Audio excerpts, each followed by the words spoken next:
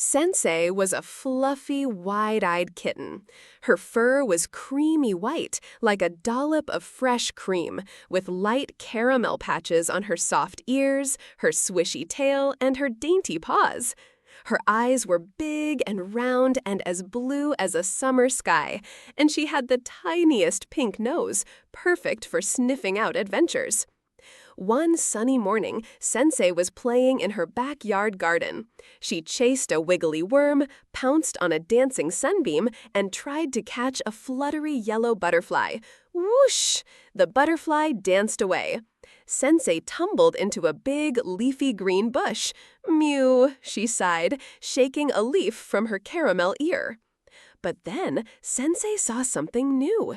Hidden behind the bush, right at the bottom of the old oak tree, was a tiny, round, mossy door. It was no bigger than Sensei's head. She had never, ever seen it before. Her creamy white tail gave a little twitch. Her big blue eyes grew even wider. "A door?" she whispered, her tiny pink nose wiggling with curiosity. She tiptoed closer, her paws making no sound on the soft grass. She gave the little door a gentle nudge with her nose. Creak! It opened just a tiny bit. Sensei peeked inside. It was a little dark, like a tiny tunnel, but far, far at the end, she saw a glimmer of bright, sparkly light. Sensei was a brave kitten. Mew, she decided, and squeezed through the little door. Swish, swish went her fluffy tail as she disappeared inside. The tunnel was short and smelled of damp earth and sweet flowers. Tip-tap, tip-tap went her caramel paws on the smooth ground. And then she stepped out into the most wonderful place Sensei had ever seen.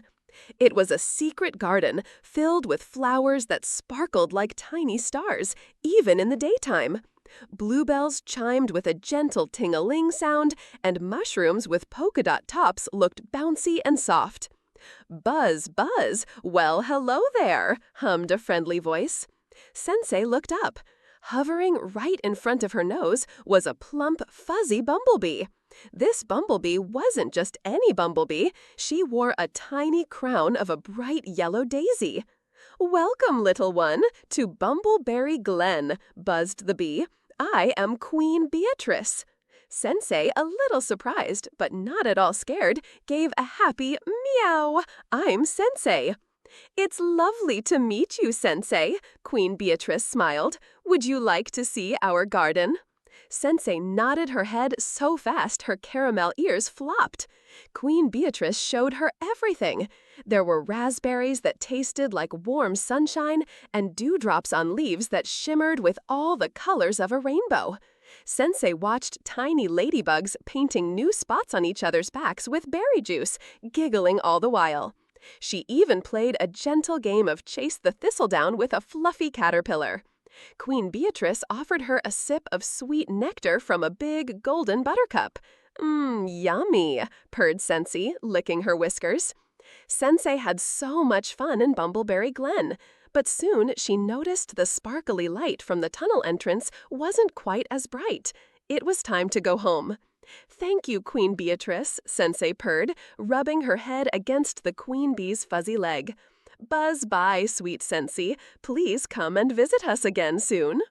Sensei waved her caramel-tipped tail and hurried back through the tunnel. Tip-tap, tip-tap.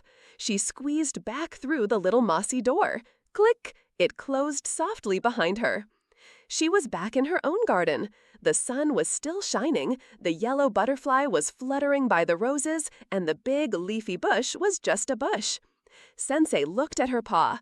There, stuck to her creamy white fur, was a tiny, shimmering speck of gold dust, just like the sparkles on the flowers in Bumbleberry Glen.